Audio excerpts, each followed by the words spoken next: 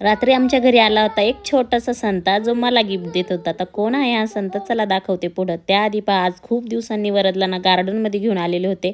माहीत नाही शेवटचा आम्ही गार्डनमध्ये कधी आलो होतो. तर इथं वरद गार्डनमध्ये खेळत होता. गार्डनमध्ये कुणीतरी असे टायर आणून टाकलेले होते.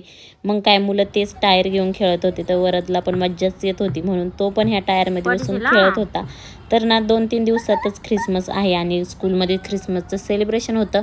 त्यासाठीच ना टोपी लागत होती आणि वरदच्या पप्पांनी रात्रीच त्याला ही ना मास्क आणि टोपी आणली. वरदने लगेच इथं ती घातली आणि लगेच जिंगल बेल खेळायला लागला. आता आपला हा सण नसला तरी ना शाळेमध्ये सगळ्या सणांची, सगळ्या धर्मांची मुलांना ओळख करून दिली जाते. त्यासाठीच हे सेलिब्रेट केलं जातं. तर आज होतं वरच्या स्कूलमध्ये ना सेलिब्रेशन होतं ख्रिसमसचं, म्हणूनच त्याला ना रेड कपडे घातले होते सगळे आणि त्याने मास्क लावला होता, टोपी लावली होती आणि मग मी त्याला ना सोडवायला स्कूलमध्ये गेले. तर स्कूलमध्ये पण छान असं ना डेकोरेशन बनवलेलं होतं आणि हे जे आहे ख्रिसमस ट्री हे पण बनवलेलं होतं आणि वरदने स्कूलमध्ये खूप एन्जॉय केलं. घरी आल्यावरती सगळं काही सांगत होतं मला. चल